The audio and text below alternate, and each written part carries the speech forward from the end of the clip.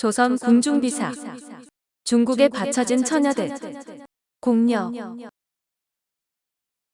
공녀란 중국에 바쳐진 처녀들을 말하는데, 공녀를 본격적으로 보내기 시작한 것은 원나라의 간섭을 받던 고려 후기부터였습니다.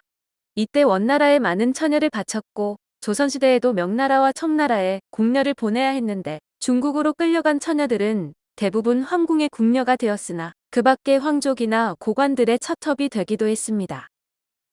고려시대에는 충렬왕 때부터 공민왕 때까지 50여 차례에 걸쳐 170여 명이 공식적으로 원나라에 바쳐진 것으로 고려사에 나오고 있지만, 비공식 사례까지 합하면 수천에서 수만 명에 이를 것으로 추산됩니다. 이런 폐단으로 공녀 선발은 양국 사이에서도 크게 문제가 되었는데, 고려에서는 이국이 궁녀의 폐지를 주장하는 상소를 써서 원의 어사대에 올렸습니다. 또한 원에서는 소천작이 합법적인 공녀 이외에 개인적으로 처첩을 취하는 것을 금지하자는 상소를 올렸으나 별다른 효과를 거두지 못했습니다. 원나라에 간 공녀들은 고된 노동과 학대에 시달리며 고단한 생활을 했고, 때로는 노비로 전락해 매매되는 신세가 되었지만, 공녀 중에 특별한 지위에 올라 호사를 누리는 사람도 있었습니다. 그들은 몽골 사회의 상층부에서 황제 황후 및 귀족들의 궁인 또는 시녀가 되어 큰 활약을 펼쳤는데, 원나라 순제의 제2황후 치위까지 오른 기자오의 딸 기황후가 대표적입니다. 기황후는 기자오의 딸로 1333년 왕에 끌려가 궁녀가 되었는데, 황제의 창간에서 차를 끓이다 순제의 눈에 들어 1339년 황자 아이유 시리다라를 낳았고, 1365년 몽골인이 아닌 여성으로는 최초로 황후가 되었습니다. 그녀의 가족들도 덩달아 벼슬을 하게 되었는데, 아버지는 영한왕으로 추증되고 어머니 이씨는 영한왕대 부인이 되었으며, 오라비 기철은 정동행성 참지정사 및 덕성부원군이 되고, 기원은 한림학사 덕양군이 되었습니다. 기씨 일문의 세도와 호사는 극에 달했으나 한족의 반란운동이 거세지고 1368년 적병이 원 궁성에까지 도달하게 되자 그녀는 순제와 함께 북으로 달아나 이후 행적을 알 수 없습니다. 충렬왕이 공주와 더불어 양가의 처녀를 선발해 원나라 황제에게 바치려고 했을 때, 홍규의 딸도 그 선발에 걸려 권세가 있고 지위가 높은 자들에게 뇌물을 주었으나 빠지지 못했습니다. 그래서 홍규가 한사기에게 말하기를, 나는 딸의 머리카락을 잘라버리려고 하는데 어떻게 생각하오라고 했고, 한사기가 말렸으나 홍규가 그 말은 듣지 않고 딸의 머리카락을 잘라버렸습니다. 공주가 이 소식을 듣더니 크게 성을 내서 홍규를 잡아 가두고 혹독한 고문을 했으며 재산을 몰수했고, 딸을 잡아 물어보니 딸이 스스로 잘랐고 아버지는 사실을 알지 못한다고 했습니다. 공주가 그를 땅바닥에 잡아뜨리게 하고 새로 만든 매로 난타하게 하니 그의 피부가 온전한 데가 없으나 그래도 끝내 굴복하지 않았습니다. 재상이 공주에게 홍규가 나라에 큰 공을 세운 사람이니 소소한 죄로 인해 무거운 형벌을 가할 수는 없다고 말했으며, 또 중찬 김반경도 용서할 것을 청했으나 공주가 듣지 않고 해도의 귀양을 보냈습니다. 얼마 안 되어 홍자번이 힘써서 요청해 재산은 돌려주게 되었으나 공주의 성이 아직도 풀리지 않아 그의 딸을 원나라 사신 아고대에게 주었다고 합니다. 고려의 의복제도와 음식이 원나라 황실과 고관 내에 퍼져 원에서 고려양이라는 새로운 말이 생기게 되었고, 고려만두, 고려떡, 고려하청 등이 유행했다고 합니다.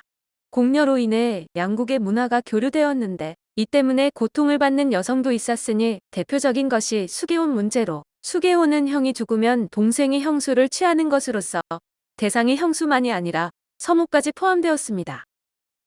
원 간섭기 고려의 왕들은 원의 수개혼 풍속을 받아들여 서무를 후궁으로 취하거나 강간했는데, 충선왕은 부왕 사후 서무였던 숙비를 후궁으로 삼다 우탁이 소복을 입고 도끼를 들고 나가 부당함을 상소하기도 했습니다. 충혜왕은 부왕의 후궁인 경화공주 백안홀도와 수비권 씨를 강간했는데, 몽고 여자인 경화공주의 강간은 충혜왕이 나중에 왕위에서 쫓겨나는 한 원인이 되기도 했습니다. 수개혼으로 인한 순환은 고려시가 대표적인데, 고려시는 공녀로 끌려가 원나라 중서평장사 고고대의 둘째 부인이 되었는데, 남편 사후 첫째 부인의 아들이 그녀를 취하려고 했습니다. 그녀가 완강히 거절해 일이 여의치 않자 아들은 권력과 배간의 힘을 빌어 그녀를 취하려 했으나 그녀는 밤의 담을 넘어 도망해 머리를 깎고 여순이 되었습니다. 그녀는 잡혀와 참혹하게 고문을 당했지만 국공의 도움으로 죄를 면하게 되었는데 중국이나 고려 같은 농경 민족에게 있어 아비의 처첩을 취한다는 것은 절대로 있을 수 없는 중죄였습니다. 고려의 법에 따르면 아버지나 할아버지의 첩과 눈이 맞아 화가 난 경우도 교수형이었으니 강간은 말할 것도 없는데 고려의 여성들에게 아들과의 혼인은 죽음보다 더한 치욕이었을 것입니다. 이처럼 원간섭기 여성들은 예전과 달라진 여성의 몸에 대한 관념과 태도 때문에 더욱 많은 고통을 당해야 했습니다. 조선 초기에는 태종대부터 세종대까지 7회에 걸쳐 114명의 궁녀를 보낸 사실이 조선 왕조실록에 기록되어 있습니다. 물론 이 시기에도 황제의 정식 요청이 아니라 황족이나 고관들의 개인적인 요구에 의해 끌려간 처녀들이 많았는데 궁녀의 궁납은 조선 후기에도 이어져 2회에 걸쳐 32명을 청나라에 보내야 했습니다.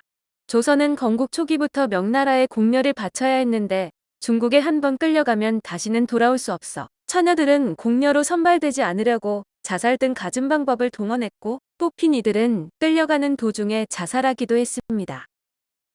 양국 관계의 안정이란 정치적 목적으로 이루어진 1차의 궁녀들은 영락제의 정식 후궁이 되었으나 나머지 6차례의 궁녀들은 그런 대우를 받지 못했습니다.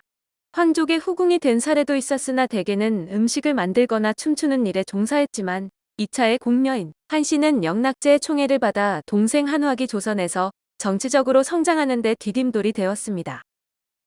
그런데 명나라의 궁녀 요구는 원과 다른 점이 있었는데 원이 대대적이고 공개적으로 요구한 것에 비해 명은 비밀리에 조선의 궁녀를 요구했습니다. 그 때문에 궁녀의 친족들이 궁녀를 만나러 갈 때 진공사 등의 이름으로 위장에 파견되기도 했습니다. 명나라에서 궁녀를 보내라는 통보가 오면 조선 조정에서는 즉시 궁녀 선발을 맡을 진원색이란 임시기구를 설치하고 처녀들의 혼인을 금지하는 금홀령을 내렸습니다.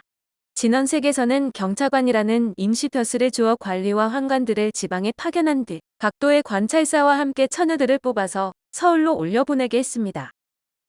각도에서 선발된 처녀들은 역마를 타고 서울에 올라와 경복궁에서 조선의 국왕과 명나라 사신이 참석한 가운데 두세 차례의 선발 작업을 거쳤습니다.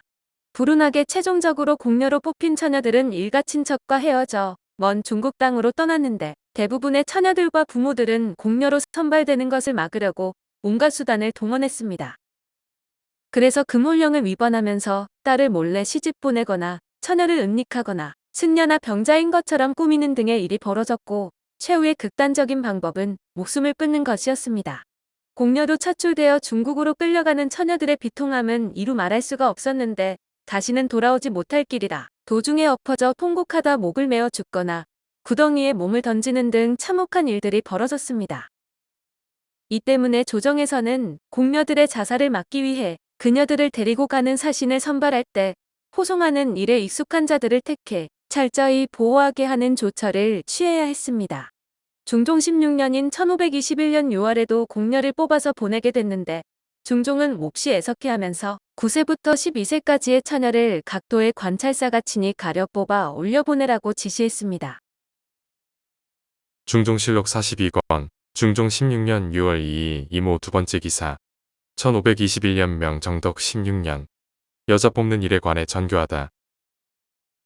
여자 뽑는 일이 부득이한 데서 나온 일이지만 어찌 원통한 일이 없겠는가. 화기를 상하게 할 만한 일이다. 평상시에 한 사람이 잡혀가더라도 꼭 쇠환하고자 하는 것이 내 심정인데 하물며 10여인이겠는가. 내 마음 참으로 충련하여 안정할 수가 없다. 그러나 9세부터 12세까지를 그 도의 감사가 친히 가려 뽑도록 해서 사신들로 하여금 점뜨함이 없도록 해야 한다. 혹시라도 구덩이에 몸을 던진다든가 목매 자살하는 패가 있을까 염려스러우니 한도로 하여금 조심하여 수호해서 보내게 하라. 또 그 부모로 하여금 호송하게 하여도 가하다. 또 뽑히게 된 작가 정밀하지 못함이 있다면 맡은 관원 및 감사를 다 함께 죄주고 hil책한다는 유서를 내리라. 또 채선할 때의 평안도 황해도 지경이 삼국에 연접되어 소식이 통하기 쉬우니 수를 더 뽑고 경상도 전라도 등은 한 사람만 뽑으면 된다.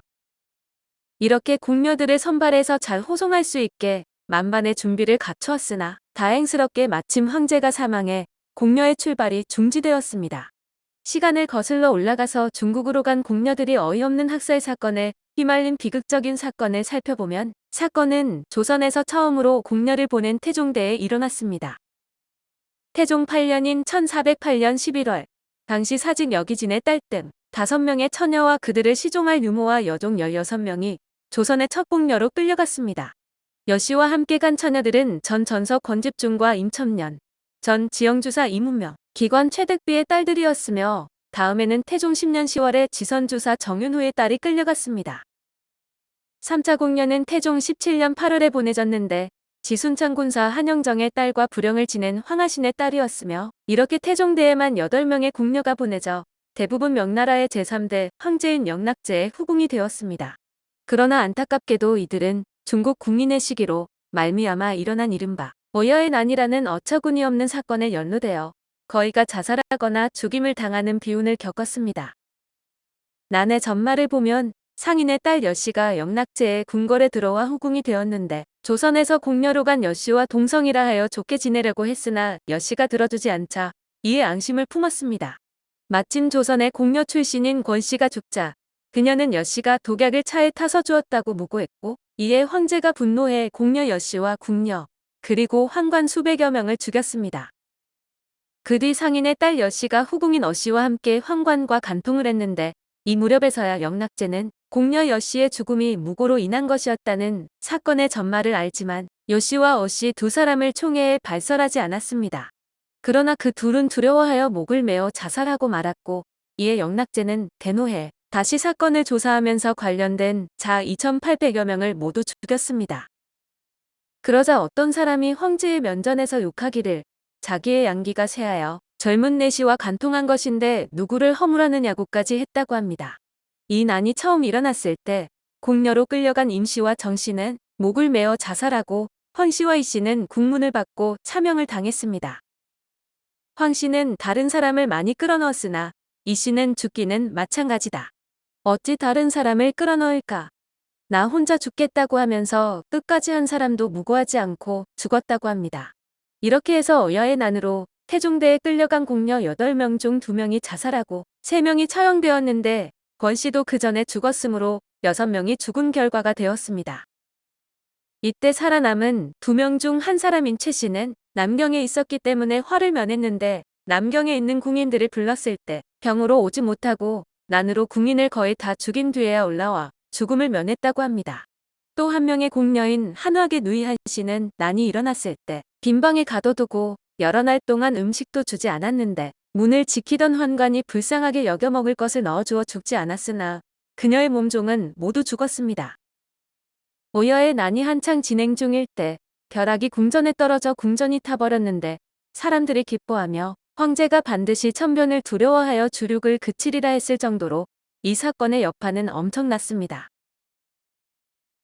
오늘 조선 궁중비사는 중국에 바쳐진 처녀들, 궁녀였습니다.